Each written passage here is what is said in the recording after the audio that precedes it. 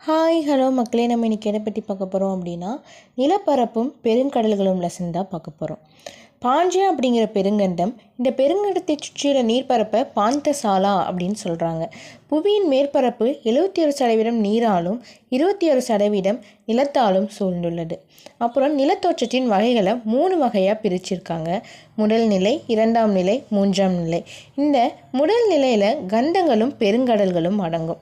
2ஆம் நிலையில் மலைகள், பீடபூமிகள், சமவெளிகள் அடங்கும்.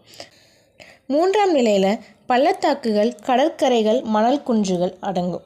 சங்க இலக்கியத்தில் நில வகைப்பாடு 5ஆக பிரிச்சிருக்காங்க. குறிஞ்சி, முல்லை, மருதம், நெய்தல், பாலை.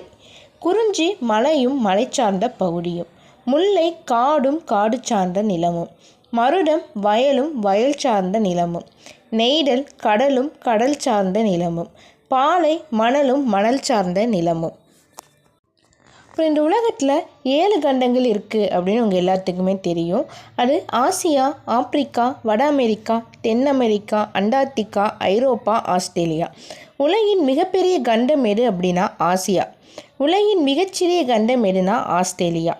5 பெருங்கடல்கள்: பசிபிக் பெருங்கடல்கள், அட்லாண்டிக் பெருங்கடல், இந்திய பெருங்கடல், தென் பெருங்கடல், ஆர்க்டிக் பெருங்கடல். மிகப்பெரிய பெருங்கடல் எதுனா அது பசிபிக் பெருங்கடல். மிகச்சிறிய பெருங்கடல் ஆர்க்டிக் பெருங்கடல். நிலச்சந்தி அப்படின்னா என்னென்னா 2 பெரிய நிலப்பரப்புகளை இணைக்கக்கூடியதும் 2 பெரிய நீர்ப்பரப்புகளை பிரிக்கக்கூடியதுமான மிக குறுகிய நிலப்பகுதி தான் இந்த நிலச்சந்தி அப்படின்னு சொல்கிறாங்க. ஃபஸ்ட்டு நம்ம 2ஆம் நிலையில் மலைகள் பற்றி பார்க்கலாம். மலைகள் 60 மீட்டருக்கு மேல் உயர்ந்து காணப்படும் நிலத்தோற்றம் மலைகள் அப்படின்னு சொல்கிறாங்க. இமயமலை எங்கே இருக்குன்னா ஆசியா கண்டத்தில் இருக்குது. ராக்கி மலைத்தொடர் வட அமெரிக்காவில் இருக்குது. ஆண்டிஸ் மலைத்தொடர் தென் அமெரிக்காவில் இருக்குது. இது உலகின் நீளமான மலைத்தொடர் அப்படின்னு சொல்கிறாங்க. இது 7000 கிலோமீட்டர் வடக்கு தெற்காக பரவி இருக்குது. மலைத்தொடரின் உயரமான பகுதி என்னன்னு சொல்கிறாங்கன்னா சிகரம் அப்படின்னு சொல்கிறாங்க. உலகின் உயரமான சிகரம் எது அப்படின்னா இமயமலையில் உள்ள எவரெஸ்ட் சிகரம். இது 8848 மீட்டர் அளவுக்கு உயரமாக இருக்குது. டிசம்பர் 11 சர்வதேச மலைகள் தினமாக கொண்டாடப்படுகிறது. அதுக்கப்புறமா நம்ம 2ஆம் நிலையில் பீடபூமிகள் பற்றி பார்க்கலாம். இந்த பீடபூமிகளை மேசை நிலம் அப்படின்னு சொல்லுவாங்க. சமமான மேற்பரப்பை கொண்ட உயர்த்தப்பட்ட நிலப்பரப்பு தான் இந்த பீடபூமிகள். 100 மீட்டரிலிருந்து 10,000 மீட்டர் வரை உயர்ந்து காணப்படுகிறது. உலகிலேயே உயர்ந்த பீடபூமி எதுனா அது திபெத் பீடபூமி தான். இது உலகத்தின் கூரை அப்படின்னும் அழைக்கப்படுகிறது. சோட்டா நாகபுரி பீடபூமி இந்தியாவில் இருக்குது. இது கனிமங்கள் நிறைந்த பகுதியாக இருக்குது. தக்கான பீடபூமி தென்னிந்தியாவில் இருக்குது. இது எதனால் ஆனது தான் எரிமலை பாறைகளால் ஆனது. அப்புறம் நம்ம தமிழ்நாட்டில் காணப்படும் பீடபூமிகள் எதுனா தருமபுரி பீடபூமி, கோயம்புத்தூர் பீடபூமி, மதுரை பீடபூமி. சமவெளிகள் சமமான மற்றும் தாழ்நில தோற்றம் தான் சமவெளிகள் அப்படின்னு சொல்கிறாங்க. கடல் மட்டத்திலிருந்து சுமார் 200 மீட்டருக்கும் குறைவான உயரம் கொண்ட நிலத்தோற்றம் இந்த சமவெளிகள். உலகின் மிகப்பெரிய சமவெளி எதுனா அது கங்கை சமவெளி. தமிழ்நாட்டில் உள்ள முக்கிய சமவெளிகள் காவேரி மற்றும் வைகை ஆறுகளால் உருவாக்கப்பட்டவை. பண்டைய நாகரிகங்களின் தொட்டில் அப்படின்னு ஆற்று சமவெளிகளை சொல்கிறாங்க. இந்தியாவில் சிந்து நதி, எகிப்தின் நைல் நதி ஆற்று சமவெளியில் காணப்படுகிறது. அதுக்கப்புறமா நம்ம பெருங்கடல்கள் பற்றி பார்க்கலாம். கடல் அப்படின்னா என்னென்னா முழுமையாகவோ அல்லது பகுதியாகவோ நிலத்தால் சூழப்பட்ட பெரிய நீர்ப்பரப்பு தான் இந்த பெருங்கடல்கள். பெருங்கடல்களின் பரப்பளவு பார்க்கலாம். பசிபிக் பெருங்கடல் 47%, அட்லாண்டிக் பெருங்கடல் 23%, இந்திய பெருங்கடல் 20%, தென் பெருங்கடல் 6%, ஆர்க்டிக் பெருங்கடல் 4% பரப்பளவை கொண்டிருக்கு. ஃபஸ்ட்டு நம்ம பசிபிக் பெருங்கடலை பற்றி பார்க்கலாம். இது மிகப்பெரிய மற்றும் ஆழமான பெருங்கடல். பூமியின் மொத்த பரப்பில் 1/3 பகுதியை உடையது. இதோட பரப்பளவு எவ்வளவுனா சுமார் 168.72 மில்லியன் சதுர கிலோமீட்டர். பசிபிக் பெருங்கடலின் பரவல் வடக்கு ஆர்க்டிக் பெருங்கடல் வரைக்கும், தெற்கே தென் பெருங்கடல் வரைக்கும், மேற்கே ஆசியா ஆஸ்திரேலியா கண்டங்கள் வரைக்கும், கிழக்கே வட அமெரிக்கா தென் அமெரிக்கா வரைக்கும் இது பரவி இருக்கு. இங்கே எரிமலை நெருப்பு வலயமும் உள்ளது. இது முக்கோண வடிவத்தில் உள்ளது. முக்கோண வடிவத்தின் மேற்கு பகுதி பசிபிக் பெருங்கடலையும் ஆர்க்டிக் பெருங்கடலையும் இணைக்கும் பெரிய நீர் சந்தி காணப்படுகிறது. இங்கிருக்க மிக ஆழமான அகழி எது அப்படின்னா அது மரியானா அகழி தான். இதோட ஆழம் 10,994 மீட்டர் அளவுக்கு இருக்குது. கடலின் ஆழத்தை எந்த குறியீட்டால் குறிப்பிட வேண்டும் அப்படின்னா மீட்டர் அப்படிங்கிற குறியீட்டால் தான் நம்ம குறிப்பிட வேண்டும். பசிபிக் பெருங்கடலின் எல்லையோர கடல்கள் எது அப்படின்னா பெருங்கடல், சீனக்கடல், ஜப்பான் கடல், டாஸ்மானிய கடல், பிலிப்பைன்ஸ் கடல். பசிபிக் பெருங்கடலை சுற்றி எரிமலைகள் காணப்படுகின்றன. இவை பசிபிக் நெருப்பு வலயம் அப்படின்னு சொல்கிறாங்க.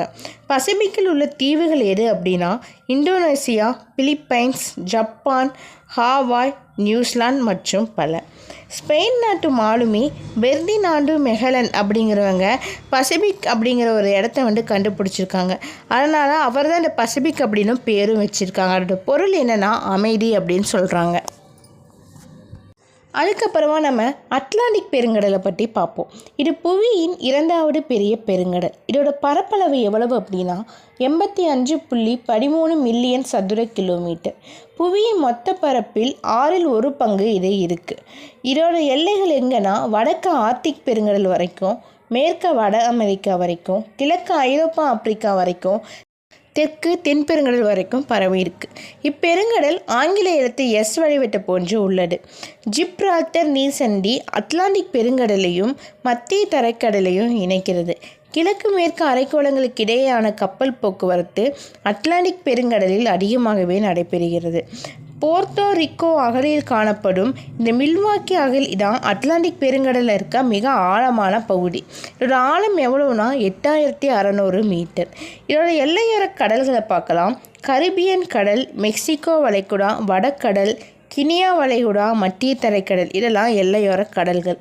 இங்கே இருக்க தீவுகள் செயின்ட் ஹெலினா, நியூஃபவுண்ட்லாண்ட், பாக்லாண்ட் ஐலாண்ட் இதெல்லாமே இங்கே இருக்க தீவுகள். அப்புறம் நம்ம இந்திய பெருங்கடல் பற்றி பார்க்கலாம். புவியின் 3வது பெரிய பெருங்கடல் இந்த இந்திய பெருங்கடல். இந்திய நாட்டின் பெயரால் இந்த கடல் அழைக்கப்படுகிறது. இதோட பரப்பளவு எவ்வளவுனா 70.56 மில்லியன் சதுர கிலோமீட்டர். இது முக்கோண வடிவத்தை உடையது. இதோட எல்லைகள் வடக்கு ஆசியா வரைக்கும், மேற்கே ஆப்பிரிக்கா வரைக்கும், கிழக்கே ஆஸ்திரேலியா வரைக்கும் பரவி இருக்கு.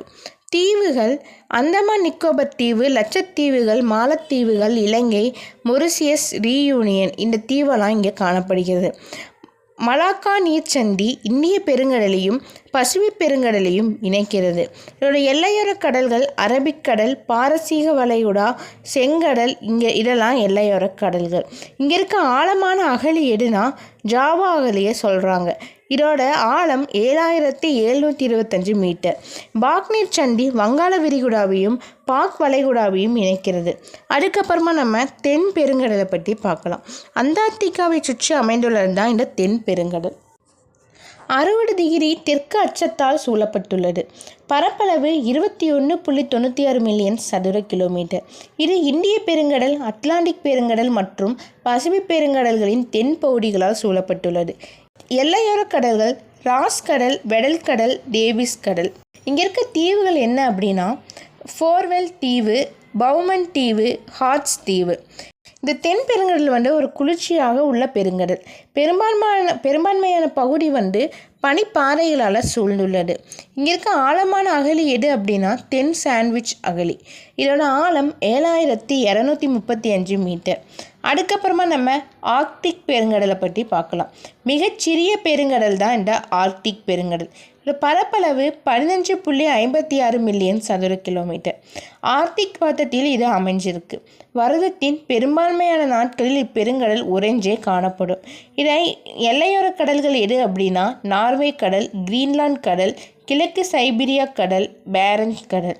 இங்கே இருக்க தீவுகள் கிரீன்லாந்து தீவு, நியூ சைபீரிய தீவு, நாவோயா செமலியா தீவு. வடதுருவம் ஆர்க்டிக் பெருங்கடலின் மையத்தில் அமைந்துள்ளது. இதோட ஆழமான அகழி யுரேசியன் தாழ்நிலம் 5449 மீட்டர் ஆழம் இருக்குது. அதுக்கப்புறமா நம்ம கண்டங்கள் 7 கண்டங்களை பற்றி பார்க்கலாம். ஆசியா பரப்பளவில் மிகப்பெரிய கண்டம். உலக மக்கள் தொகையில் இது முதலிடமாக இருக்குது. ஆப்பிரிக்கா 2வது பெரிய கண்டம். உலக மக்கள் தொகையில் 2வது இடத்துல இருக்குது. வட அமெரிக்கா 3வது பெரிய கண்டம். உலக மக்கள் தொகையில் 4வது இடத்துல இந்த வட அமெரிக்கா இருக்குது. தென் அமெரிக்கா 4வது பெரிய கண்டம், உலக மக்கள் தொகையில் 5வது இடத்துல இருக்குது. அண்டார்டிகா 5வது பெரிய கண்டம், நிரந்தர குடியிருப்புகள் இங்கே இருக்காது. சுமார் 4000 ஆராய்ச்சியாளர்கள் தான் இங்கே தங்கியிருந்ததாக சொல்கிறாங்க. ஐரோப்பா 6வது பெரிய கண்டம், உலக மக்கள் தொகையில் 3வது இடத்துல இருக்குது. ஆஸ்திரேலியா மிகச்சிறிய கண்டம், உலக மக்கள் தொகையில் 6வது இடத்துல இருக்குது.